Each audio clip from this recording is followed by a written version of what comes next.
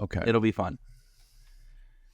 Well, that's okay. I can't promise that it will be fun, but we'll I mean, try AJ's to make it fun. Is that I okay? think it'll There be we fun. go. AJ's in the Probabilistically, room. it's Probably, a 70% I have a chance that it'll be fun. 98% chance that at least I'll have fun. There you go.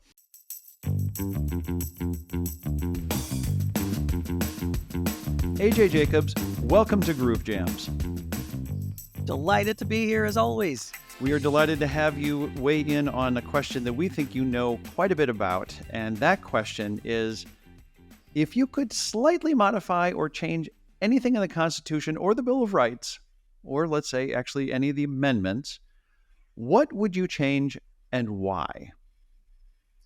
Well, there is a lot that I would change. And I don't want to sound arrogant, because if I were back in that Constitution in 1789, they did a pretty remarkable job given the knowledge that they had. Fair enough. But using 2020 hindsight, there is a lot that I would, well, first of all, as we discussed in the other episode, clean up the grammar and spelling, crying out loud. Just the simple things in life, like get the spelling of Pennsylvania right, folks. Come on. Exactly. And also they had an it's with an apostrophe instead of no apostrophe, which if they did that on Twitter, they'd be flamed. But aside from that, there were significant things that I would suggest changing. First, they knew that it was an imperfect document and they wanted it to be changed, which is why they built in the amendment process. The problem is they made it too hard. They wanted to make it hard because you don't want to have a new amendment every other day. Right. But they made it that 2/3 of Congress has to sign off on any amendment and 3/4 of state legislatures. Now, you can't get 2/3 of Congress today to agree on the color of green peppers. It is, it is such a polarized country, and they did not see that coming. So I would make it easier to change the Constitution, which most other countries' constitutions are easier to change than ours. And I'll just throw out another, and then I want to hear your thoughts too. Another would be I would put more guardrails on the president, because as we mentioned last time, at the Constitutional Convention, when one of the delegates said we should have a single president, several of the other delegates said, "Are you jesting? That's a terrible idea. We just fought a war to get rid of a king." And now one of them said, "You're trying to create the fetus of democracy. The fetus of monarchy, that it's just going to grow and grow and grow in power." And it was a big debate. In the end, they decided on single president. That the other way, 3 presidents or 12 presidents, which is what Ben Franklin once suggested, that a council of presidents would create too much gridlock. So they decided. But I think they didn't put enough guardrails on, because the president's power has grown. It's not a fetus anymore. No. It's a teenager. Yeah. And I'm not talking about a Democrat or Republican. I'm talking about both parties. You look at George Washington in his 8 years in office, had 8 executive orders, presidential orders. Obama and Trump both had over 200. So it's it's not just one party. It's both parties. The president is way too powerful. And I think the founders would be shocked. And if they had known, they would have put in some guardrails. In fact, some of the other proposals were that we should have a cabinet that can veto the president, or that the president is elected by Congress. So it's a more parliamentary system. So anyway, that would be another suggestion that I would make.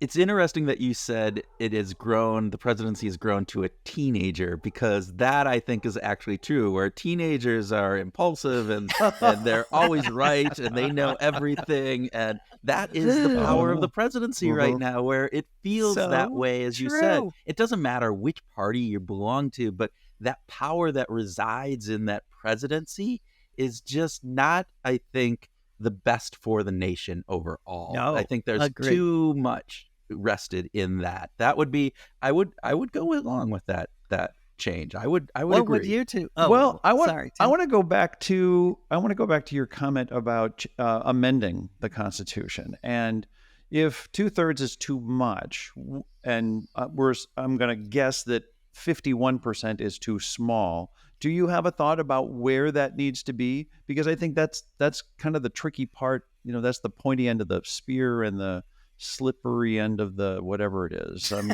trying to think of another Pointy metaphor, but and slippery. yeah.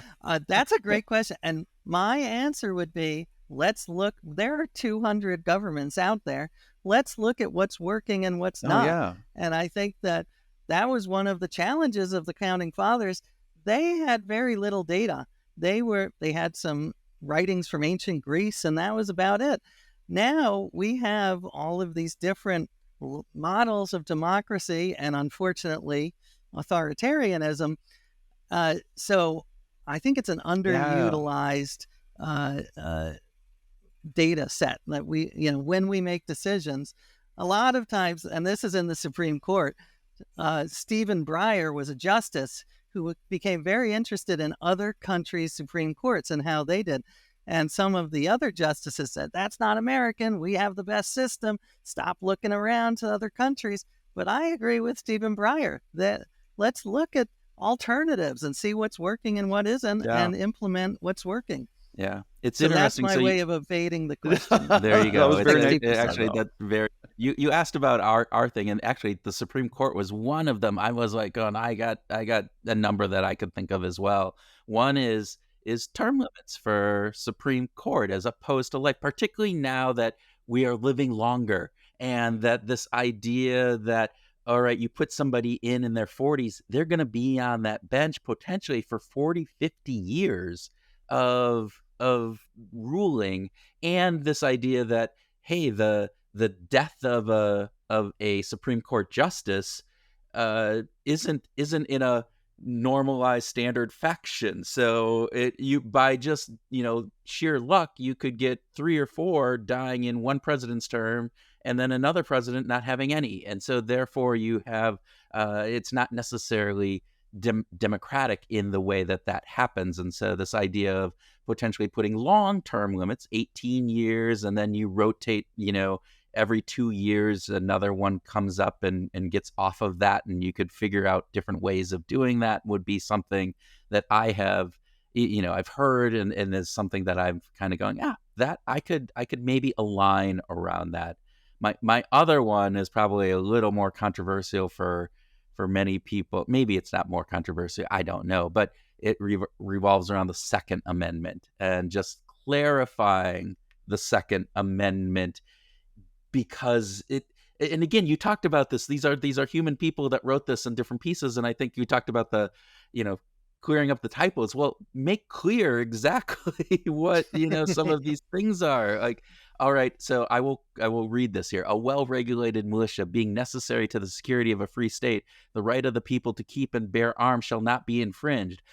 Okay, does that mean you have to be in a well-regulated militia to bear your arms? Does it not? Clear that up. I mean, there is so much energy wasted in the world around that, or at least in America, not the world, but in America around that. I just clear it up. I am with you. And in fact, as part of this, I ran the Constitution through Grammarly software, and Grammarly found 600 mistakes. I mean, I don't know if they were all mistakes, but one of them was, that the Second Amendment was very unclear. You didn't know what the commas referred to. Grammarly did not like the phrase "more perfect." It said it's either perfect or not. So I don't agree with all grammar, but I definitely agree that was unclear. And I also agree with the Supreme Court, as I venture to say, would the with the Founding Fathers, because they conceived of the Supreme Court as being much less powerful than it is.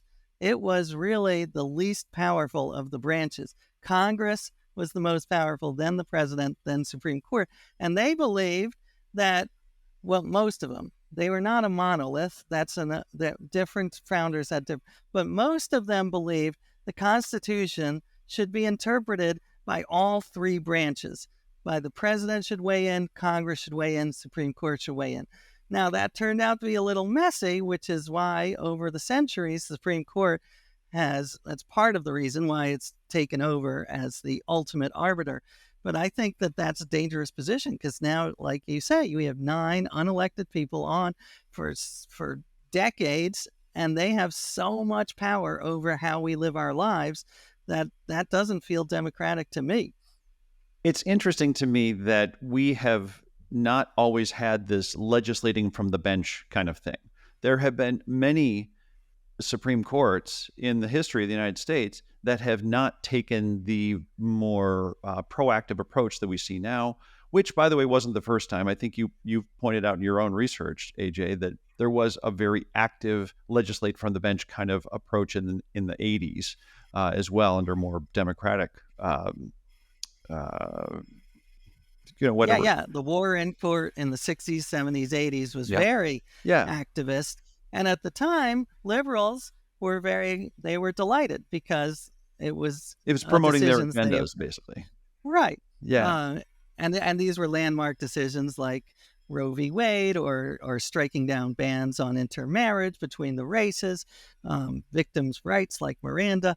But then when the conservatives took over the Supreme Court, the liberals did not like it as much that the Supreme Court has that much power. So it was which is why it should be a no-brainer to say, hey, both sides, exactly. you get positives and negatives, but this is where we could come together on this, and we could make a more perfect Supreme Court. There we go. 100%. I know it does, but I'm sure, again, since there are good arguments for why the Supreme Court should be protecting our rights. They're sort of the last bastion. I don't think that is true. I think the downsides far outweigh the upsides. But I just want to throw that out there. So steel man the other side. Not straw man, steel man. Exactly. Right. I love the phrase steel man. Yes, which is to present the other side in as strong a way as possible. I also, there's another phrase similar called ideological Turing test, which I love, because the Turing test is this idea: if you are texting with a computer and you don't know whether it's artificial intelligence or human, that's the Turing test. If it can the computer convinces you you're a human, then it has passed the Turing test. And the ideological Turing test is if I describe a position and you can't tell whether I am on one side or the other, then I have passed the ideological Turing test. So I'm a fan of that concept. The Turing test based on Alan Turing's work as the inventor of the computer, right? Yeah. One of the inventors. Yes. Yeah. So I love that. I wanted to say that my big issue with the Constitution is that if the Founding Fathers knew that it was a malleable, imperfect document, that why didn't they make it at least a little easier to change, knowing that they couldn't easily anticipate what was going to happen in the future? Right. They didn't have to anticipate all of the things that were going to happen. That would be crazy. That's inhuman. But if they did have the ability to anticipate that things were going to be different in the future, that the problems that we might tackle as Americans were going to be at least somewhat different than they were tackling in 1789, why not make it just a little bit easier to change?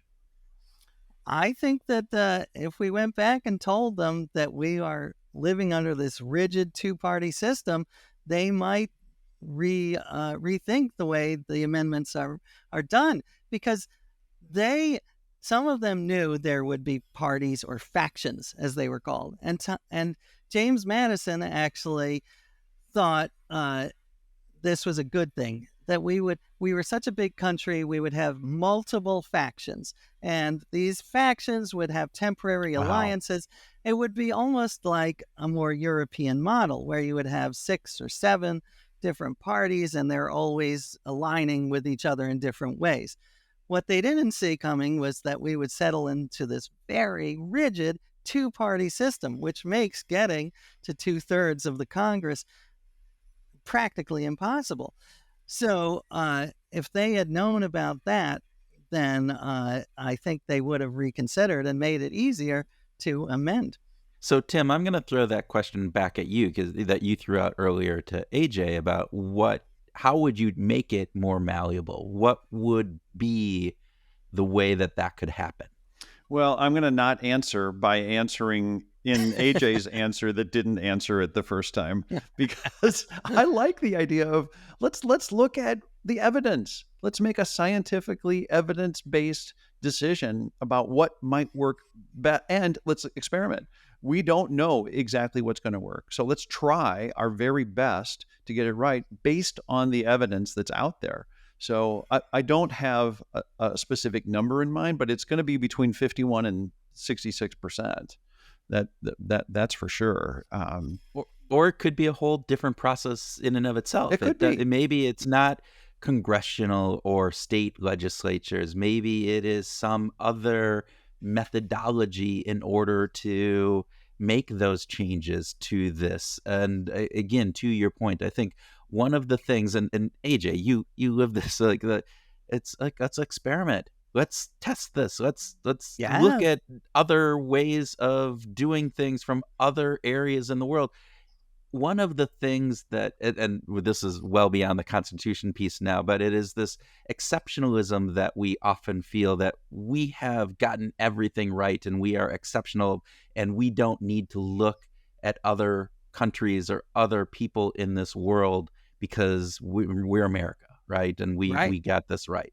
And I think that is a really negative aspect. I think that is one of those cultural things that I would love to get over, is saying that, no, we are people. We have our flaws and biases and, the elements that we don't have all of the answers, and we can learn from others, and let's learn as much as we can. So, yeah. Well, I mean, I think, instead of that we're always right being an American value, let's go back to the idea of experimentalism as an American value. So it's actually patriotic to try to look at the evidence and look at other systems and see which is best, and that we're always improving because we're Americans. We're always improving.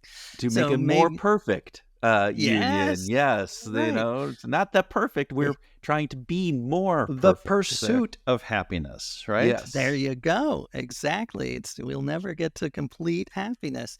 And actually, on that pursuit of happiness note, I recommend a friend of mine, Jeffrey Rosen, recently wrote a book called The Pursuit of Happiness, about the founders and their idea of happiness. And his argument, which we touched on earlier, is that their idea, the way he sums it up is, happiness is not about feeling good, it's about doing good. It's about being part of a community and contributing, and this idea of virtue and civic duty, and that kind of happiness actually is more lasting and leads to the other more, personal happiness.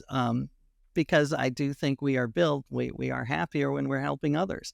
So I just throw that out since this is a psychology podcast, thought I'd well, no, we actually are doing a series of, I don't know, whenever this comes out, it might have already been released, on polarization. We talked with, had the opportunity to go to MIT. There was a conference on polarization, had some of the brightest brains in the world talking about this.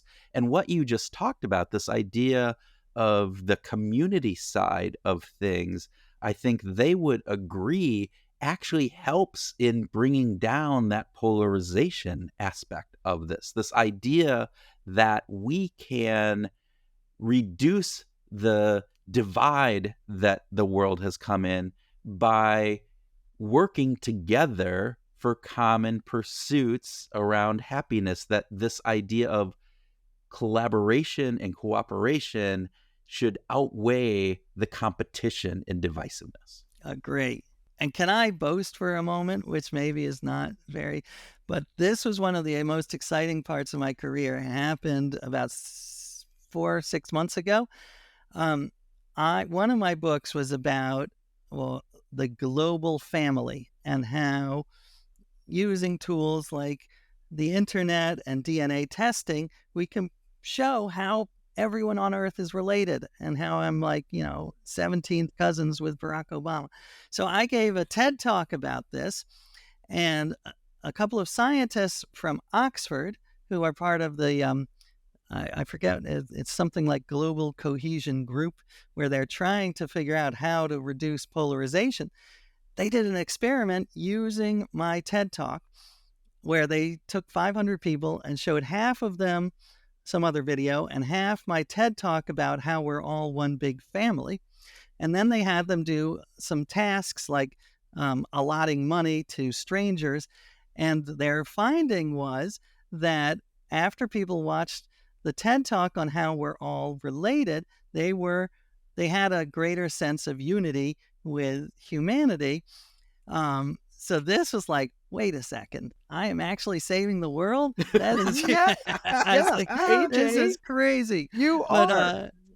but it was, it was one tiny hack, but using strategies like that to remind ourselves that it's not all us versus them, that we are all one one species, and that we're gonna live or die together. And shouldn't we embrace that even more in this country, in the United States, more than any other country, where we are the melting pot, where every single person who is here, other than the Native Americans, our ancestors came from somewhere else.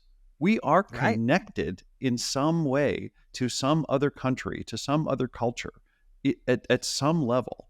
And why the hell are we not willing to engage in that and just bring that into the fact that we are part of that melting pot? Yeah. Right. Well, Absolutely. and And I'll take. go Go ahead. ahead.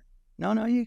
Oh, I was just going to say, taking that back to the Constitution and thinking about this world, back then, the world's population was so much smaller, and America was so much smaller than it currently is, that I think there was a natural inclination to know that, hey, the people that surround me, we're connected. We're connected in other ways, whether it be relationships, as you talked about, but even just in the community that we're living in. And I think that led to this idea that the pursuit of happiness is about the cooperation and building those connections. And we need to get back to that. I think it's harder when you have 350 plus million in the United States versus a million or however many were at the founding. All of those are really interesting pieces. Right. Yeah, we need some sort of glue. And I read an excellent book. I think his name is Sasha Monk. I could be getting, but that there are many ways to keep to glue a society together. One of them is sort of DNA and blood and ethnicity, which is a very bad way, Yeah. as we've seen, that leads to genocide and horrible thing. Another way is you're glued together by the founding myths and founding documents, which I think has some advantages, but it's also become problematic because the founders had, some of them were slave owners, so that Yeah. that story doesn't always. So that one needs revising. You need to either show that there are, that there were Black patriots who helped in the formation of our country, or talk about other people as founders. So the women's rights movement, or Frederick Douglass as a founder. And then the third way would be some sort of national rituals and traditions and service that I was talking about in the other show, about how, it would be great. I don't want my kids to have to go to the army, but as I said, maybe like a month where they meet people from all over the United States and work together on a common goal. That, I think, would provide a lot of glue. Yeah. That common goal, working together, has been shown, right? It's one of the more powerful ways of breaking down divisions between people and getting people to understand we're all in this together. And I think that would be fantastic. Absolutely.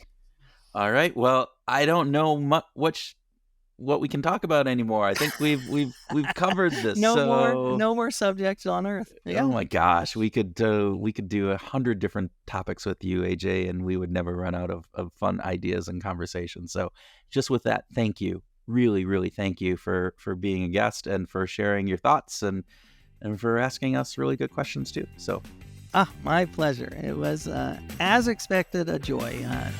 Helpful in my pursuit of happiness.